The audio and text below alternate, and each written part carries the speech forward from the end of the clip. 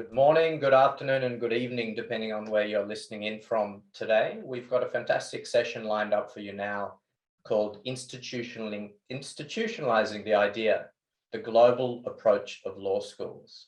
And we've actually got a stellar panel lined up for you today across 3 continents, and I'm really excited to introduce them all shortly to you. We've had, as for those of you who have been listening in for the last couple of hours, a really good lineup of speakers this morning. And I think this session flows on quite naturally from the discussions before, which were expertly moderated by Arpita.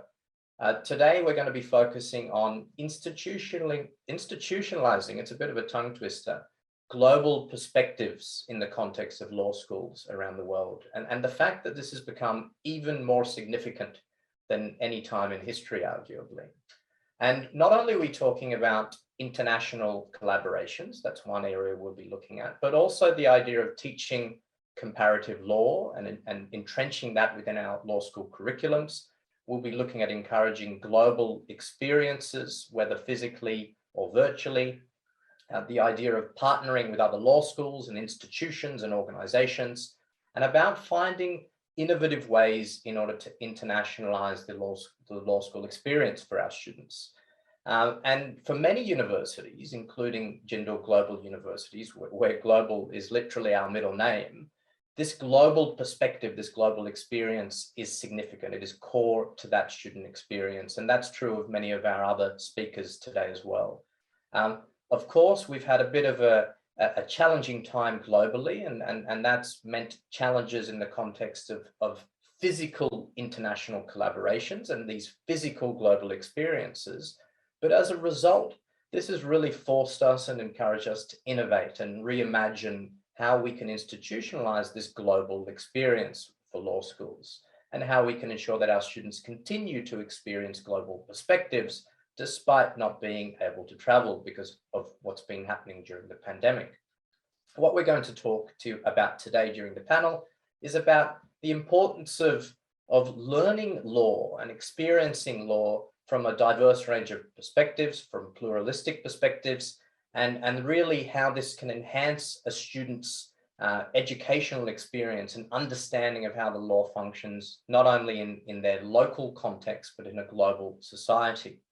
And I hope that our panelists will shed some light from their own jurisdictions, the importance of a comparative perspective within their context, in their law schools, and how they kind of integrate and ensure an interconnected perspective in their global law school context.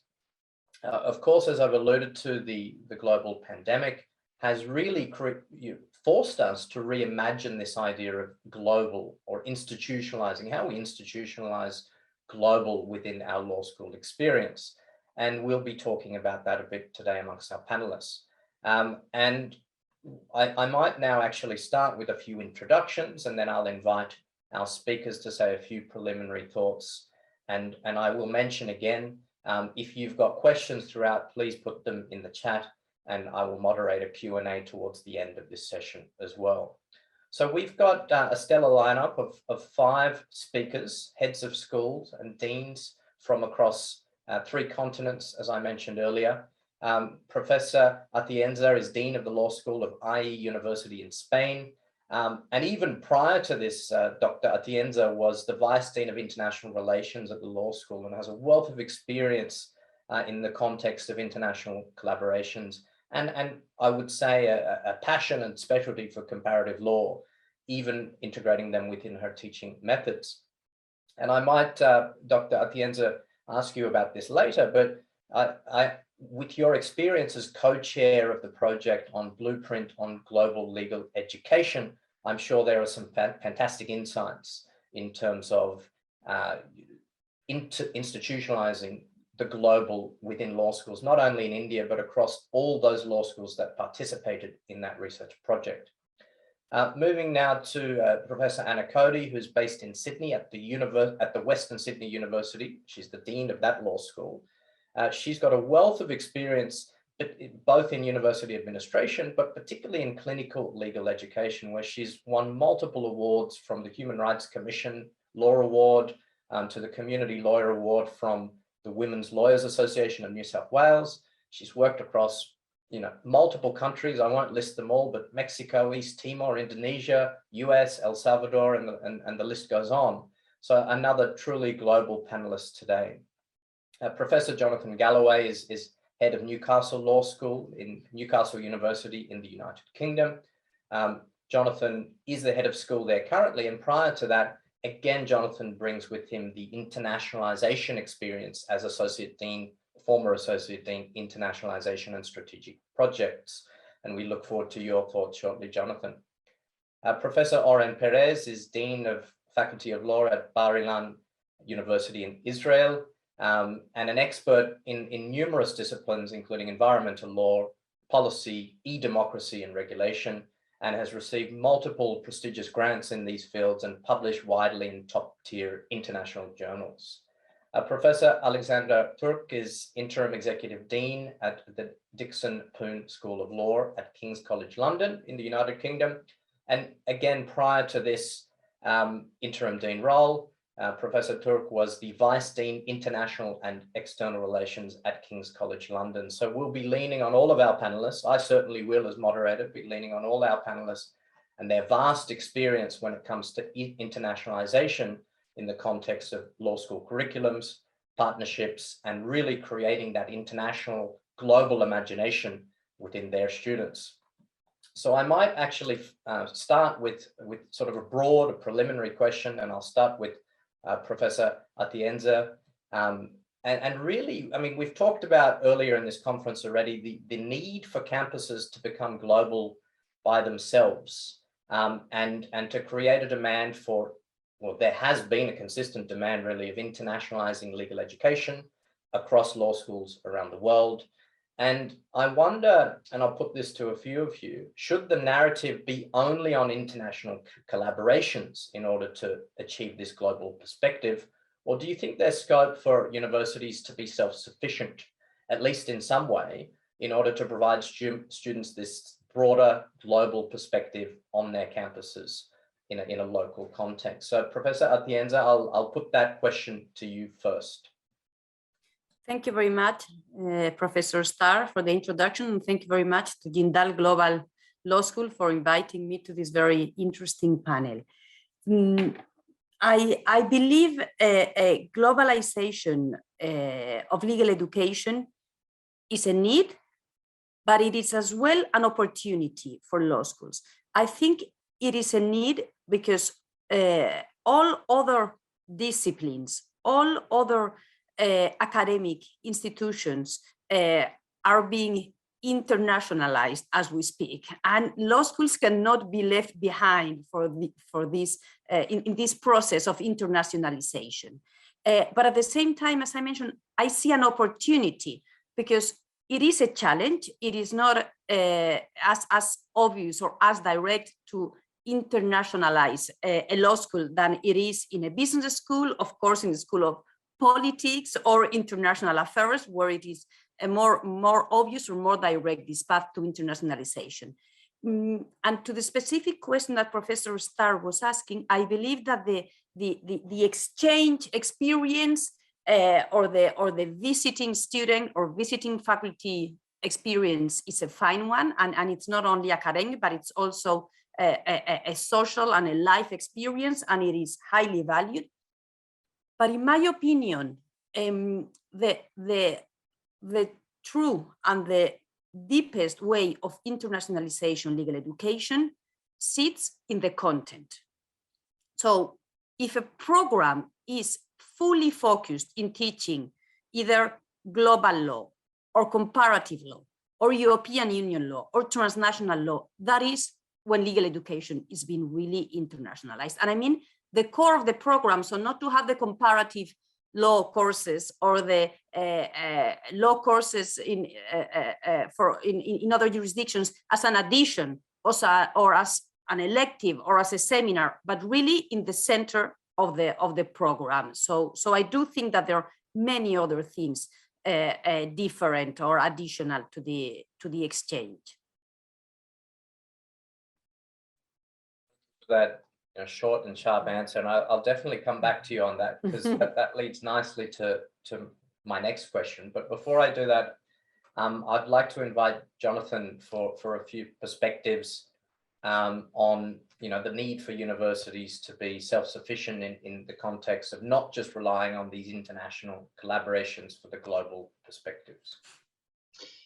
Thank you, Shaun, and I would very much agree with the sentiment that Professor Atienza put across there about the importance of looking to embed our comparative and transnational approaches in far more than just elective modules. And that's where I would make the point, and that universities need to ensure that what we each provide within our institutions truly reflect that global and internationally engaged experience for students within our curriculum. I don't think it's an either or, of course. I mean, that's perhaps the obvious starting point in terms of the question. The narrative certainly should not only be about international collaborations, but equally, I think it's dangerous or unhelpful perhaps to use the language around self-sufficiency. I don't think we can be self-sufficient. I don't think we are self-sufficient. When we look at the international diversity of law schools globally, in terms of nationality, in terms of broader diversity within our schools, and of the international diversity of our student bodies, there's a richness that comes from that. We all benefit from that, from those comparative insights that deepen our understanding of our respective subject areas, and which also then proves that provides a richer experience for the students through our teaching. I mean, one key thing I think we should keep in mind in all of this is that it's very important to try to provide degrees that have opportunities to enrich the cultural awareness of students. And I can very much say this as a head of a law school in the northeast of England, probably not renowned as well as some of the other cities in a way which are represented in this panel today. And nonetheless, it is a very internationally engaged region of the UK, and our law school reflects that. But it's very important to provide those opportunities for broader cultural awareness. We can see that in the context of the challenges that the UK has at the moment. And I think that it's time for us to double down on ensuring that we provide those broader insights and perspectives, as opposed to retreating and kind of relying upon ourselves to provide that educational approach. And when we think of employability, aside from anything else, actually, you can see that for the strong graduate opportunities for our students, that key firms that are engaged in international markets, or leading law firms that want to provide opportunities for trainees and solicitors, their clients are all over the world. And so how does it does not help our students aspiring to successful careers to not have those opportunities to appreciate the comparative approaches out there in the world, and the cultural awareness that can come from international partnerships. Yeah, thanks, Jonathan. I mean, some really rich insights there, and I've written down your quote about our responsibility to enrich cultural awareness of students, because I think that's almost quite a strong theme for us in this particular discussion. It's a challenge, but a responsibility as well on us as law schools. I might move to Professor Anna Cody now, because the thoughts of our first two panelists about embedding, when we're institutionalizing these global perspectives, embedding in mandatory and core subjects some of these themes. In a jurisdiction like Australia, which I won't say notoriously, but certainly has quite a rigid number of subjects that have to be taught, and that there are certain ways that curriculums have to be taught, and that's true of a number of other countries too. And how do you agree with this concept, and how do you do that in Western Sydney University? Thanks, Shaun, and lovely to be on this panel, and thank you for the invitation and for the introductions as well. And I think the insights that we've already heard are particularly pertinent. And I think what I would highlight is that dichotomy that we seem to think of, international or global versus local, I don't think fits really. I think that particularly when we're thinking about, current things that we're all facing, COVID-19, Black Lives Matter, those are movements, those are, public health issues that have affected the entire world, but not just the entire world and our collaboration and how we deal with them, but then also, of course, locally as well, and how each situation has been dealt with locally. And that's got so many legal ramifications. So I think that there's a way of integrating that into all of the subjects that we teach. So, for example, the Black Lives Matter issues, I think that there's ways of bringing in theoretical perspectives, which are bringing in sort of international ways, so critical race theory, gender theory, economic theory, all of those things into our study of law, which bring in some of that global thinking and which picks up themes, and we can use that in how we teach our domestic subjects, which are very much focused on our domestic law, but nourished or enriched by some of those more wider and more international global perspectives. So, in Australia, yes, we are curtailed in what we need to teach, but I think that we can always bring in international perspectives in everything that we teach. And certainly it has meaning if we can bring in some of that comparative material and make connections. All of the things that we're facing as a world at the moment, like Black Lives Matter, racism, institutional racism, I would say that's across the world. The COVID-19 pandemic, that's across the world. Climate crisis, that's everywhere. So the really pressing things that we're dealing with and we deal with within law come into domestic, and in that way have that potential. We can use them. We can use our current situation to ask, well, what does law do about it? What does law say about it? Or what does it not do about it in a range of subjects? So I think it has a real potential. Thanks a lot, Anna. And you've touched on a number of salient issues, which is a great segue to you, Oren, in terms of the environment policy, regulation, even e-democracy, all of these issues that affect us globally. So touching on what Anna just talked about in terms of these global issues, how are these sort of common factors in your research and what you teach at your university really forcing our hand? I mean, making sure that we teach global issues and embed them in our curriculum. I think this is a really nice shift of the discussion, especially when we think about, for example, environmental law. We have now a lively discussion in Israel about the new climate law for Israel following the Glasgow conference. And what I think we agree, at least the environmental movement in Israel, is that it is essential to have a climate law legislation which would force the government to fulfill the commitments it undertook in Glasgow. And I think this is a kind of a global question, because the challenge of actually consolidating into internal legislation the commitments that all the members of all the partners of the UNFCCC have undertaken in Glasgow is something we all need globally.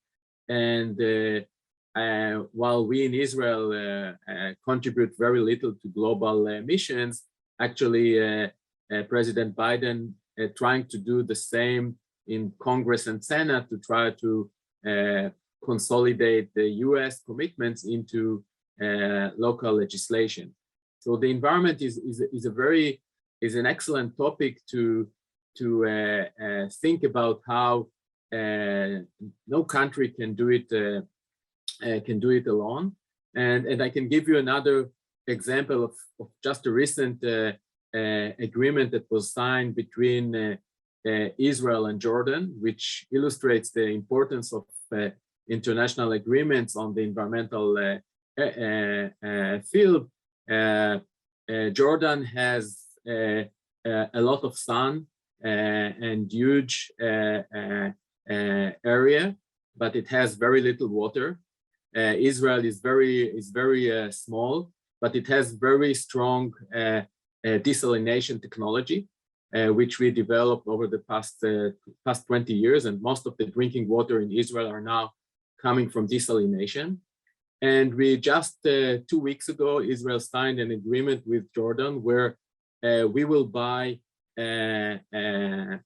electricity produced through solar energy, and we will sell them desalinated water.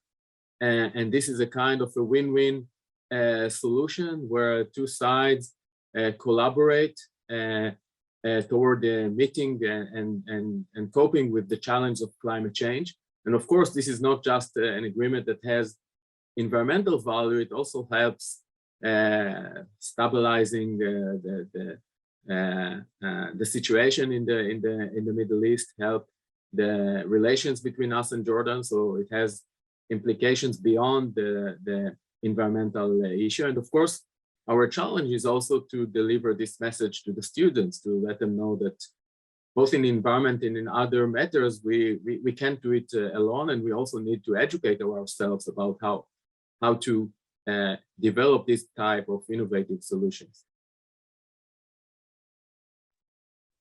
Thanks for that insight. And I guess one takeaway there as well is that there are certain subjects that perhaps lend themselves more towards integrating and embedding these global perspectives, or certain case studies that we can intertwine there. I mean, environmental law is a classic example of one such subject, and it's interesting some of those issues that you're integrating, and it is another example that you and Anna mentioned as one of these global issues affecting us all, and therefore students and faculty can all relate to, albeit in different local contexts.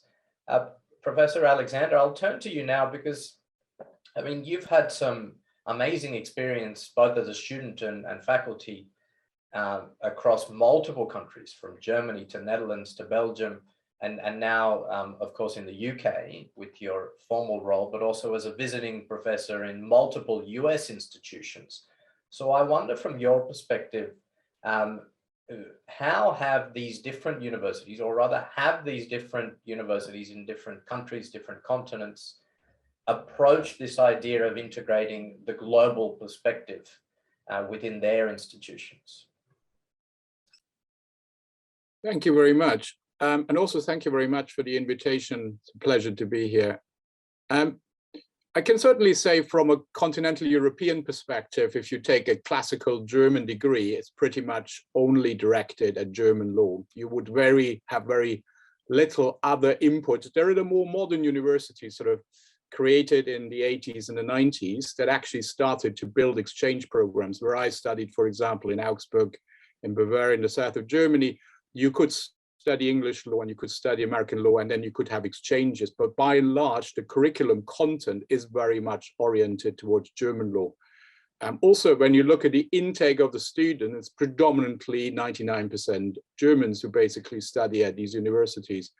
And the Netherlands, the UK, far more open in this respect. When you look at the composition of a UK university, and I'm sure it is no different in Scotland that it basically is in London, is we have a large number of international students. And when we talk about global experiences, it's also the diversity of the student body that matters actually to a great deal. But diversity really is important. You do not just want to have students from one area who then meet each other in a different foreign country just to say, oh, you're from the same country. What you look at is a diverse student body with different cultures that in the classroom can contribute to the discussion from multiple perspectives. So you've got a student from Australia, you've got a student from the United States, you've got a student from India, you've got a student from China, and that basically enriches the classroom discussion, even if the topic is one about English law. But I think there's quite an outlook in an English institution or a Scottish institution or British institution generally, same I would encounter in the Netherlands, to actually bring these students to your campus and basically then engage with them and offer them a rich, varied international curriculum. So I think the model of preparing, say, a German student for the modern world is pretty much lagging behind of what you see in other places. Like when you compare that to, i.e. Madrid, I would basically have thought that is a model that maybe not all Spanish universities would have, or law schools would have embraced. So it's a bit of a front runner in this perspective. But I think British universities for a very long time have actually had a very open mind and an open door to international students in that respect. Thanks, Alex. And I guess, I mean, a lot of us have touched on it already today. And Anna, you described it as a bit of a false dichotomy in the sense that it's not necessarily local versus global. So I might throw it back to you and then open it to others. And I want to ask about, how do we strike a balance, or do we indeed need to strike a balance between local and global perspectives, keeping in mind, and this is something that Professor Bron had said on the last session actually, that there are a certain amount of prerequisites that law schools need to teach, in certain ways they need to be taught, especially because we're talking about a professional degree here, a qualification degree. This is not an arts degree where you can learn a multitude of perspectives and that can be integrated into the program. This is a local qualification degree. So we can't sort of just learn German perspectives of constitutionalism and tick that priestly 11 box, Anna, that you referred to for Australian constitutional law, for example. So I'll throw it to you first, Anna, about how do we strike that balance between local and global perspectives, keeping all this in mind? So I think we do, obviously, each of us has to teach our local, our domestic content. But I think there's ways to teach it which bring in the international, bring in the global. And our students, I think with social media and with the internet, they're so engaged with the broader national and international perspective that in some ways it's easy to draw on some of that material because it is so pressing, it's so current, and it's so available. So I think the ways that I envisage bringing it in is through theory. I do think that theory sort of covers the entire world and theorists and bodies of theory. But I do also think bringing in case studies for trying to understand different parts of law. I think you can bring in international, and it's not just, I think corporate law, environmental law, international law, human rights law, all of those things lend themselves to the international perspectives. And I think students are really keen to, I think you have to make the connection between the local and the global, or the local and the international. And it's an easy connection to make, but I think it makes the learning experience that much richer. And for us at Western Sydney University, we have, Western Sydney is one of the most diverse areas in all of Australia. So we have, people, 40% of our students speak a language other than English at home. Many of them are first in family coming to university. So we have a huge richness of cultural background, which also can add to the discussions when we're talking about norms and understandings of in any area of law, really. So I do think there's a way, I always think that to be a good teacher, you do have to start where the students are.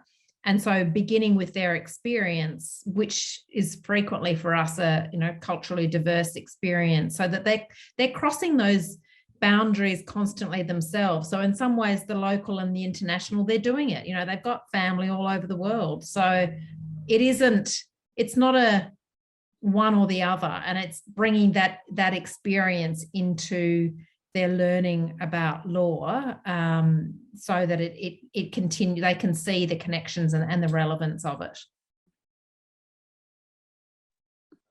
Thanks, Anna. That's very useful insights there. And I might move back to you, Professor Atienza, because you mentioned it's really important to integrate a lot of these comparative transnational perspectives into the curriculum from the outset. And I wonder if you could sort of elaborate on that and how you've managed to do that successfully, and still provide enough of that local perspective, and as Anna said, bring in those case studies and bring in all of these global transnational perspectives as well. Yes, thank you very much, Professor Staran, and I would also like to comment on some of the things that we've heard before from a few of the speakers that were particularly interesting.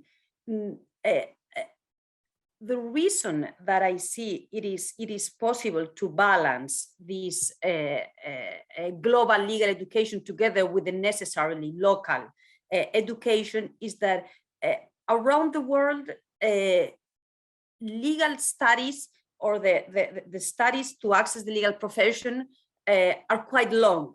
So they usually require an undergraduate degree, and they also require a master's, and they usually require to prepare for a bar exam, and there is internship, and then there's the bar exam. So how I see it is that because it is getting more and more complex to access the legal profession, and the requirements in many countries are growing, and it is getting longer, there is space to do both. Most models that I have seen start with a local legal education at the beginning, and then they offer the more international legal education at the end, in the second part, in the second stage of the program. I have to say that the way we do it in our university, which I fully agree with what Professor Turk was saying, is the exception in Spain. We are not representative at all of what Spanish higher education is doing. But the way we do it is that we start with an undergraduate program, a 4-year program that is fully focused on comparative law. So we do not teach any Spanish law or English law or German law at the beginning. All we teach is comparative law, and this allows us to attract international students from the beginning. And it is at the end, it is in the last year of the program where students decide if they will practice in Spain, and then they will take the master's in Spanish, or if they will practice in the UK, and then they will go to our partner university, which is King's College in the UK, or if they want to practice in the US, and then they will go to our partner university, which is Northwestern, and eventually take the bar exam. So the model we have put in place, and that has been working for us for over 10 years, so not that long of a time, is precisely the other way around, to start with the more international at the beginning. And I think that from a perspective of the critical mindset that we want our graduates to have, I do believe that this is a model that works, because the students do not see this comparative or European Union law approach as an addition or as something on the side to the local. They really are trained with a global legal mindset, and they only understand local law and their national jurisdiction in compared to others. And if I may, I would like to bring here the main takeaway, the main conclusion that we gathered in this report that Professor Starr was mentioning at the beginning, which is the blueprint for global legal education that I have been working on together with many other law schools for over 2 years for the International Bar Associations and the Law Schools Global League, where we have analyzed, we've tried to analyze what are the opportunities and the current challenges that law schools are facing globally. And we've studied over 450 law schools around the world. And for me, the main takeaway here is that the biggest limitation to internationalization of law schools is precisely the regulation. It is the regulation to access the legal profession that is a huge limitation to offering a more international education. And in some jurisdictions, the regulation does not allow to teach in a different language. The regulation does not allow nationals from other countries to access the legal profession. The regulation determines exactly what to teach, when to teach, and even how to teach. So this is, and as a result in this project, as I said, this is a bigger limitation than the resources. That one could think, well, it's a resource or it's a finance issue. No, I think really that the regulation is the biggest issue here.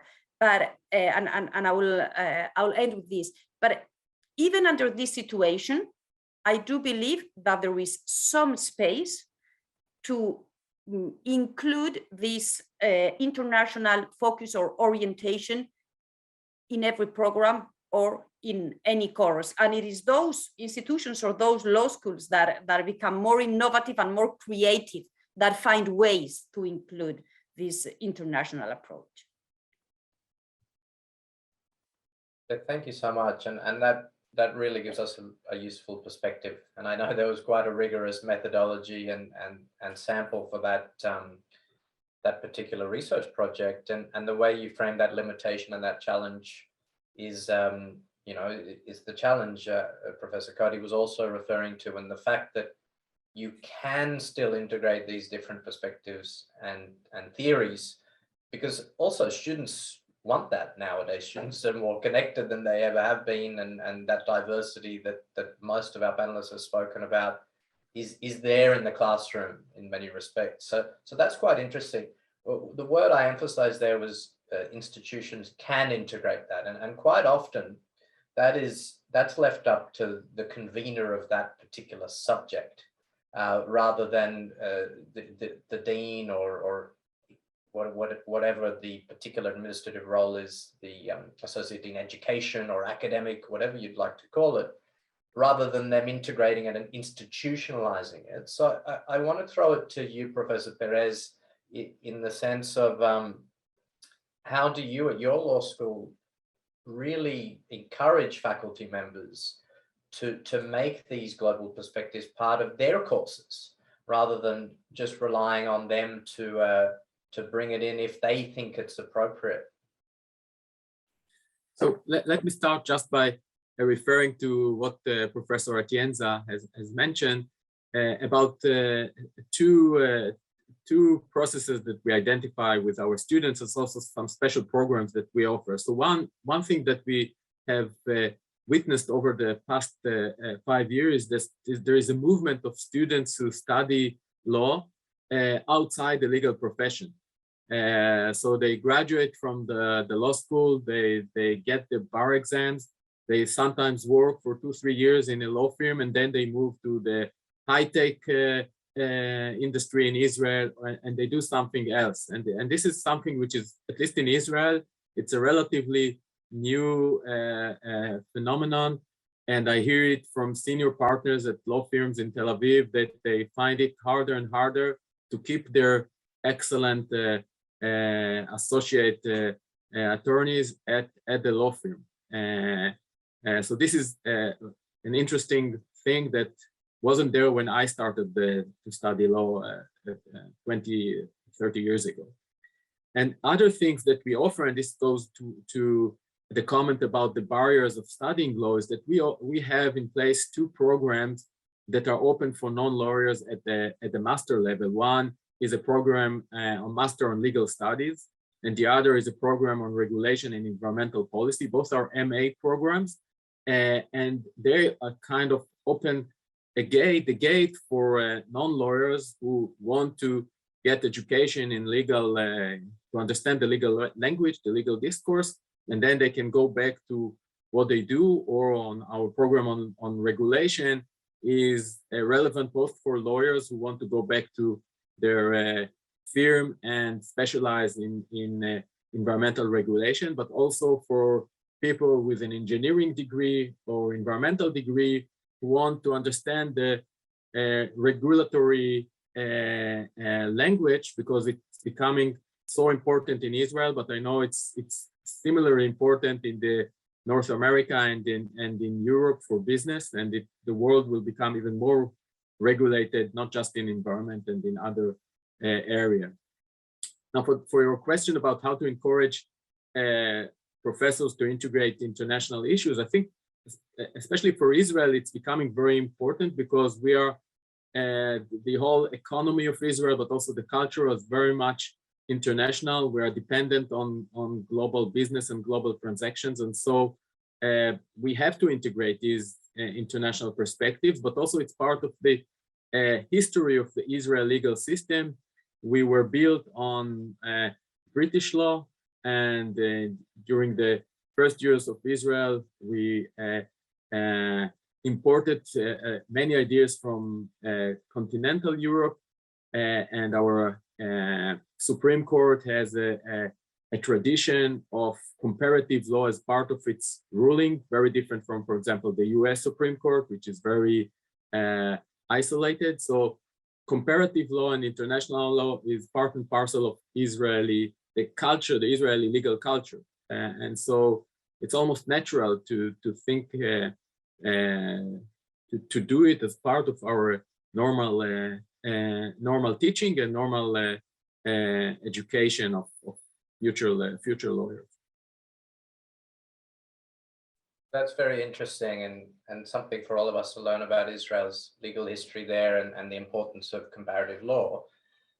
In fact, it's true of all common law jurisdictions as well. I'm here in Australia. A lot of our participants are, of course, sitting in India, where we do refer often to colonial laws and judgments, even more recent judgments in the UK. I wonder, Professor Turk, from your perspective, whether there's any inertia within UK law schools to look outside the UK. And while a lot of these other jurisdictions refer to UK and other judgments in teaching their law courses, is that true of the UK? Are there faculty members which would prefer to stay in the comfort zone and teach the British perspective, the UK perspective, when learning about certain subjects, and how would one deal with that in your role?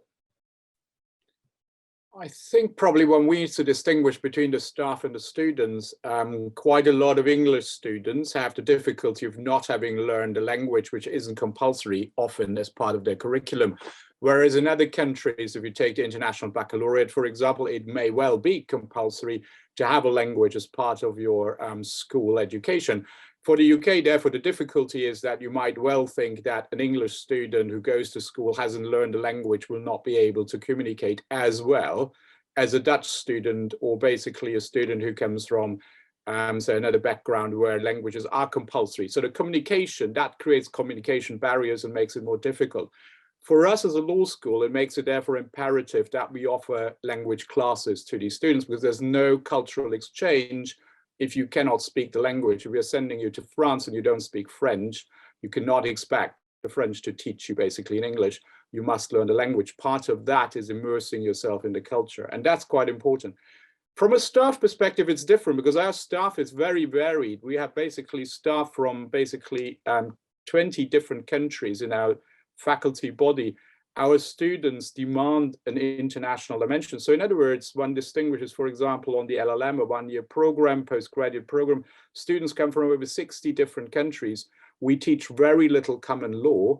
If we teach it as a comparative perspective to other perspectives, transnational law, or basically comparative law, other elements. In other words, every one of our modules has a comparative or an international perspective, because that's what the students are coming for. On the undergraduate programs, again, sort of a bit in contrast to Professor Atienza's approach, we are grounding it in the common law, because we believe our students first need to find their feet in the common law. But even sort of in the first year, we opened this up to comparative approach. And then in the second year, so contract law or tort law, you need to see other perspectives.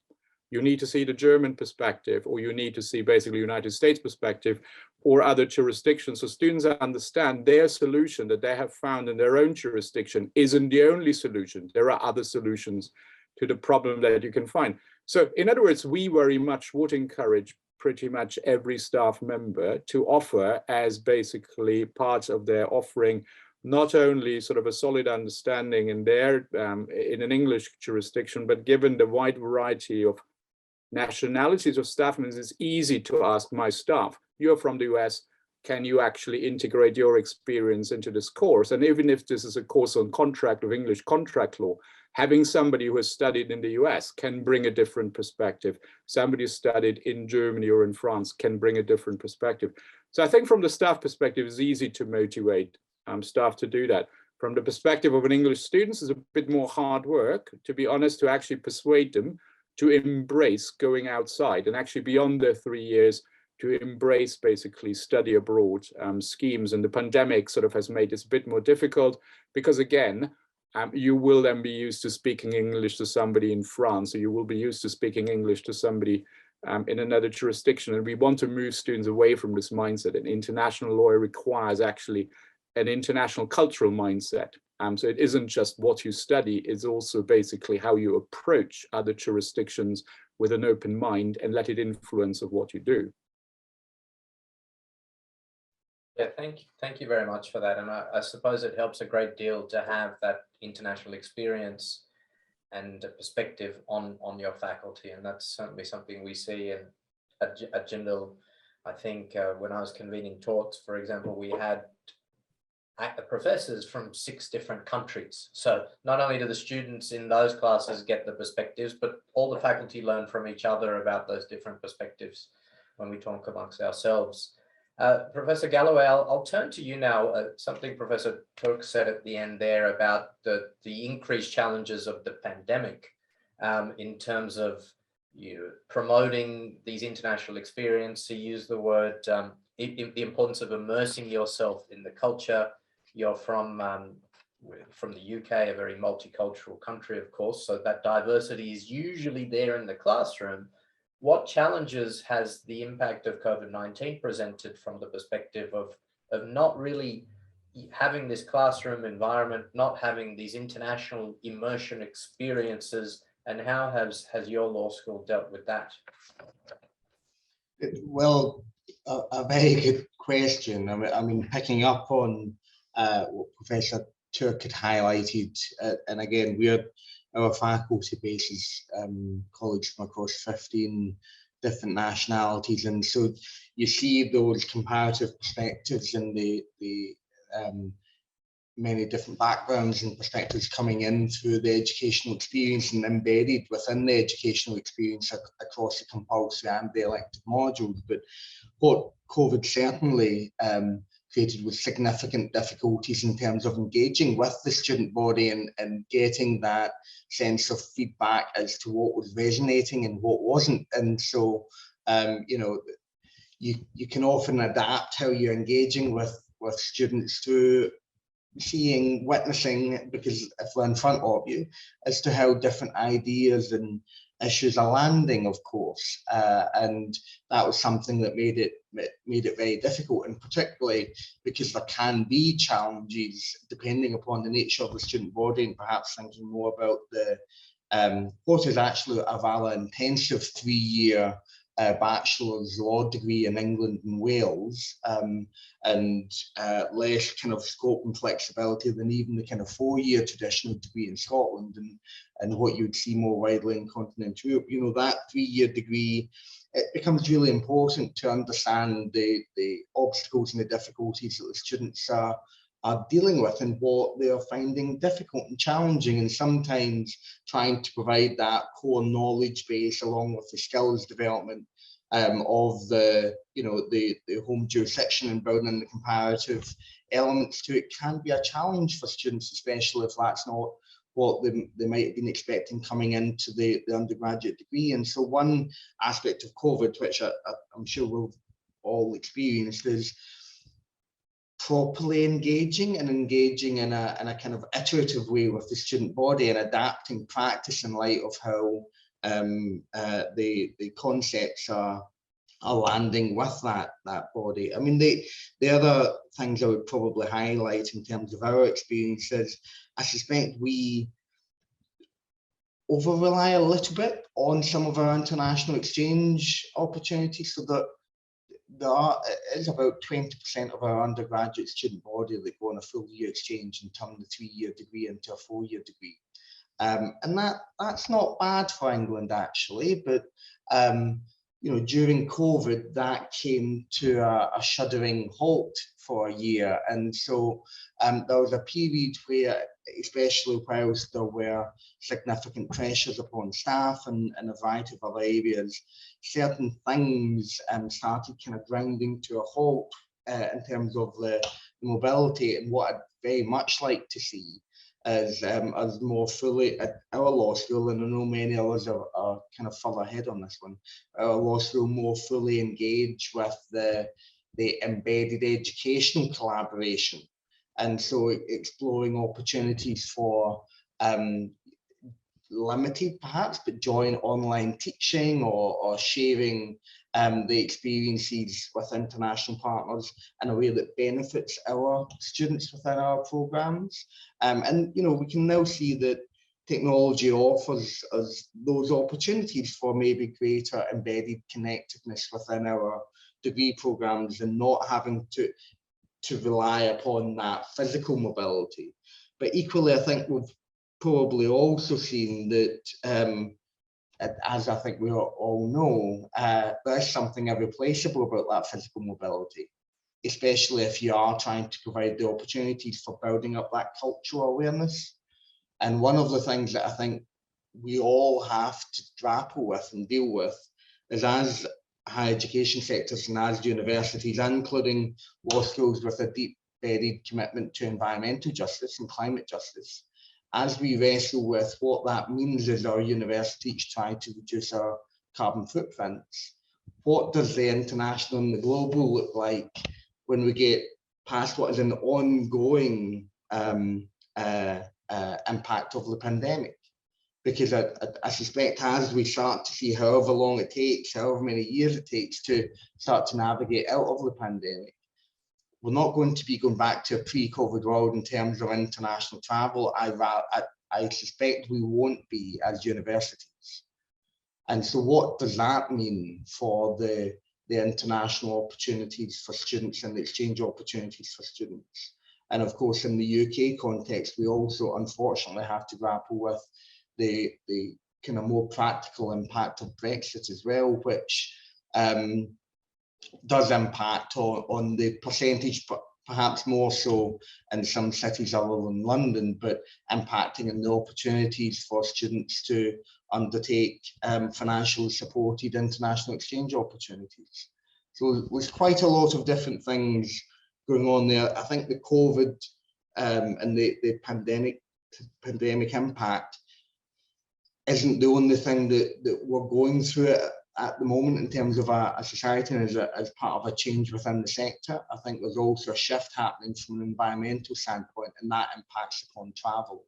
And so we need to, I'm keen to get a clearer sense, a clearer picture as to what that post-pandemic phase looks like, where we can be true to our commitment to reduce our climate impact and carbon impact.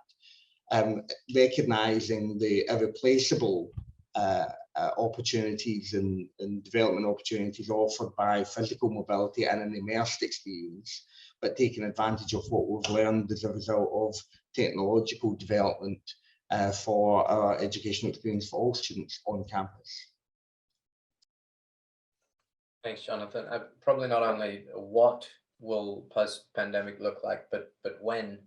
Certainly from Australia's perspective, Professor Cody, you can relate to this. I'm sure our borders have been relatively closed very closed for a long period of time. So I wonder, Professor Cody, how you've dealt with this in your law school, a law school that's very engaged in terms of short-term and longer-term mobility programs for their students, and that in many respects that physical cultural immersion has been not so much an option for the last almost 2 years.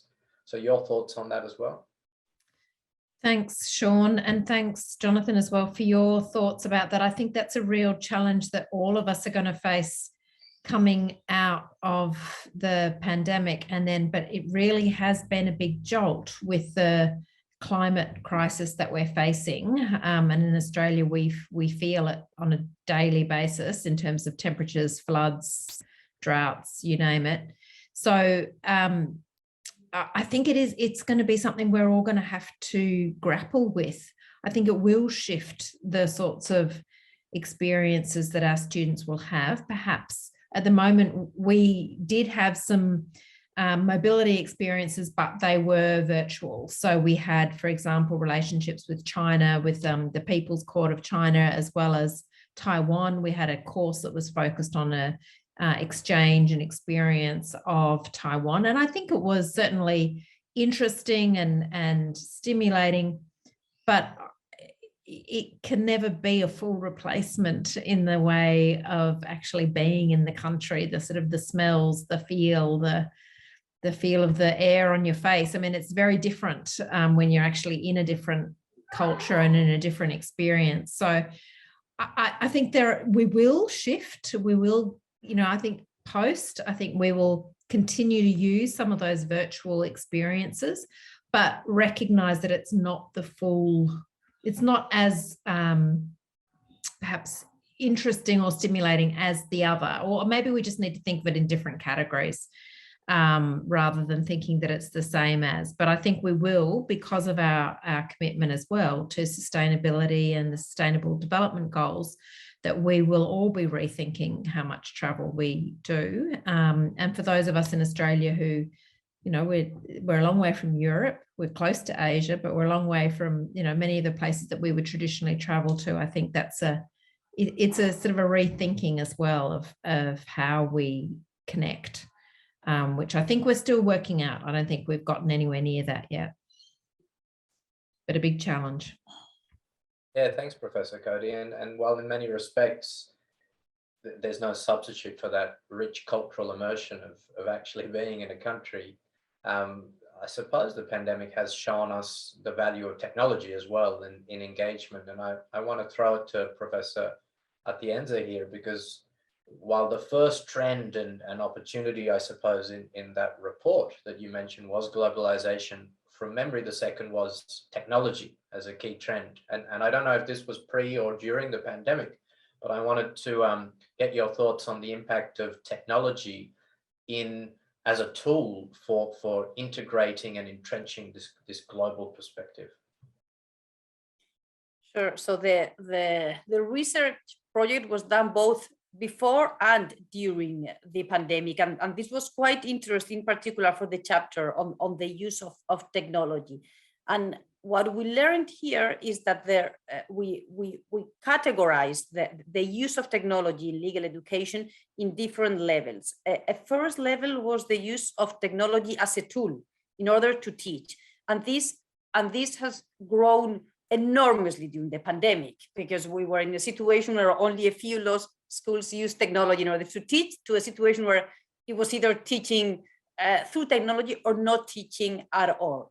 Now, and this could not have been done at that speed had it not been for the tragic pandemic, right? Now, even in this situation, so the use of technology as a tool, there was a first step that was teaching online, so using Zoom or other tools to teach, and this was quite easily done. It was a challenge to make the courses attractive for the students and to engage the students, but actually to teach on Zoom was done from one day to the other in most institutions. What some institutions have done is go one step further, trying to make those courses online really attractive and trying to really engage students through online tools. And some have developed new materials. Some have developed software, for example, for tests or for exams. Some have redesign the syllabus so that not all classes are 1 hour, 1 hour and 30-minute classes. And when you teach online, you can have smaller groups for 10 minutes or for 15 minutes and then have all of them back together. So this is where I think that the use of technology as a tool becomes more interesting when faculty and staff really rethink and redraft their syllabus that's going to be taught in a different way. Now, something different from using technology as a tool is including technology, or rather law and technology. So the intersection of law and technology in the courses, in the syllabus, as a content, as a course part of the programs. And we learned that this is a starting trend. So there are not very many law schools that are teaching this kind of courses. It's slowly growing, but it's still quite slow. And those who do it, there's two different lines. Some of them who teach what's now called legal tech, so the use of technology to improve the delivery of legal services. And this is usually done at master's programs or even executive education programs for professionals who want to use technology to improve or to be more efficient in the delivery of legal services. And a different approach is law of technology.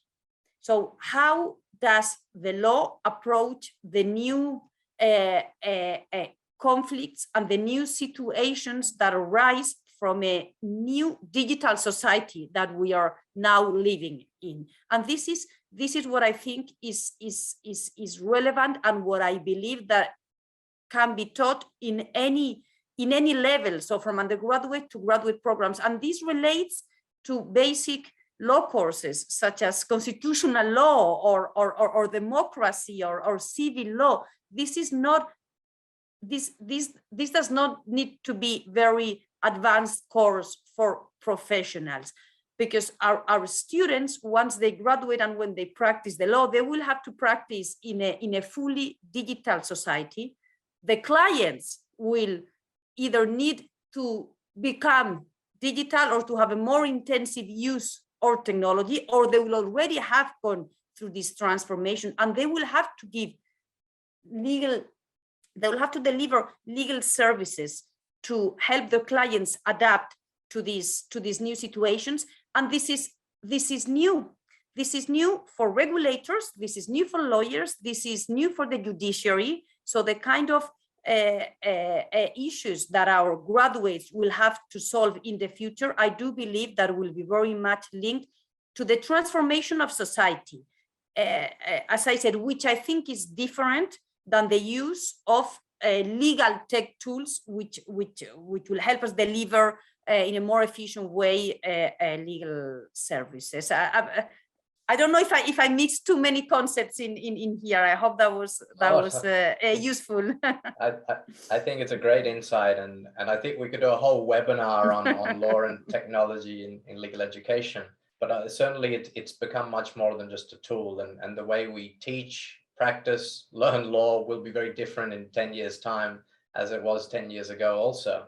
I'll go to you next, Professor Perez, on this point, but I want to ask you and then Professor Turk another question which has come from the audience, and that is, when we're looking at global perspectives, it's not just, as you said, Professor Perez, the impact of English law, for example, in Israel, and for Professor Turk, the impact in other common law jurisdictions, but how do we integrate their quite different perspectives? So developed versus developing, for example, or the impact of regulatory and policy systems in the global south.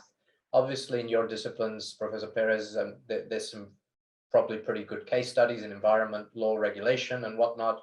And Professor Turk, to you, in terms of either non-common law jurisdictions or even common law jurisdictions in developing countries as well, and whether that can and indeed is integrated to give students a more holistic perspective and very different perspective to their own jurisdiction. So Professor Perez, to you first. So I'd like just to brief comments. One on the integration of technology into the curriculum, and we have made a strategic decision to integrate issues of data science into our agenda, both at the curriculum level. So we developed a new data science introduction to data science for lawyers, because I think it's critical for the future career of lawyers to get an understanding of data science, not just from the above, but also to be able to really do hands-on, to have hands-on experience with concept of data science. And we also established a new law and data science laboratory at the faculty to encourage research on these issues. So we think this is really will be a critical issue for the future of law. And of course, this is something which is global. We are facing some unique problems because Hebrew, as you know, is a very unique language. So it's not every tool that is available for English, and Latin languages is available for Hebrew. So it's a unique challenge for us. And in terms of what you mentioned, the question of justice and environmental justice, we think there are parallels here between the global and the local. So what you see at for example, at the recent Glasgow conference, the tension between developed and developing countries, you know that the burden of climate change will not be the same for all, and it's something you need to grapple with. But it's also true locally for Israel. Even though we are a small country, the implications of climate change will not be the same. For example, the south part of Israel will become much more desert, much hotter, and we have to face it and think about it. And we also need to think about the implications for our neighbors. And this go back to my example with our interactions with Jordan. Some of our neighboring country will have even less waters than Israel has, and not all of them have access to desalination technology. So all these differentiated implications of climate change will need to be taken into account, because even though the effect of climate change are seemingly equal, because the global climate is one, the implications and the capacity of countries to cope with some of the effects are not the same. And this is something that is a challenge both for all countries together, but also for each country by itself, to consider the differential implications for its own population and then neighboring countries. Thank you for that insight there, Professor Turk. In the interest of time, I'll turn to you on this same point. In that, how do we ensure that our students and faculty are bringing in this other perspective, not just those jurisdictions that are similar to us, both in terms of law and society, but those that are quite different to us on both respects? Well, referring back to the name of our law school, Dickson Poon was a gift by Sir Dickson Poon to the law school with a specific mandate to engage in transnational law. And that is basically we embraced this for the last decade or so, that we particularly look at how can we address the big challenges in the transnational law space. And that has got to do with integrating, for example, perspectives of transnational law into what we traditionally taught, commercial law, financial law, and embrace more how would basically human rights perspective look in a corporate or commercial law environment. How does poverty healthcare provision compare across developed and developing nations? How does basically challenges play out of human rights in China, for example, be integrated into curriculum, some of which are very controversial themes, but I think we believe that it needed to be tackled. And so what are the big themes out there? And it's also climate change, and not just basically from an environmental perspective, but also what are the financial tools to help. So in other words, to integrate into our classical curriculum of corporate, commercial, and financial, perhaps also European, a different perspective.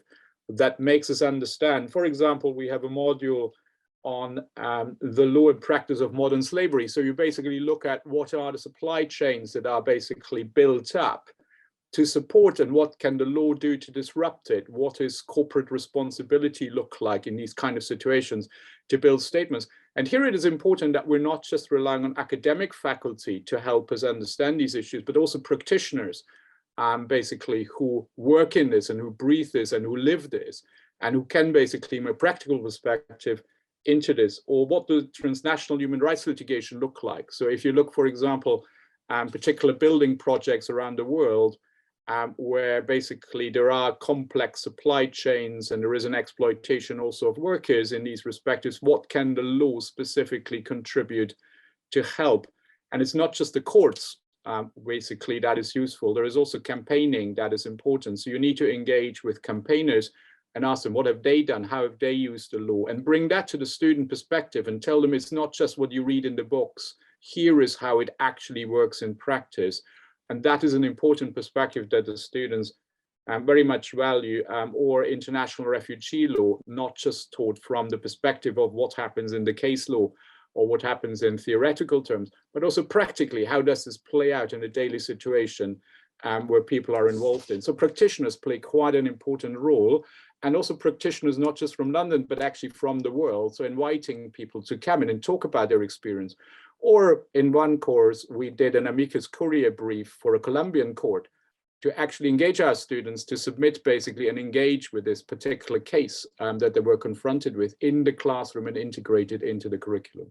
Indirectly, you've actually answered a number of the other questions about how and whether we should engage with non-academic, non-law school partners in achieving this, this global perspective. We could go on for hours, I think. Obviously we can't, but there's just so much content to cover in terms of how we can achieve this desirable sort of so-called global perspective within our curriculums. I think we've covered so much ground over the last 1 hour and 15 minutes and such fantastic perspectives from each of you. So thank you so much for joining our panel today.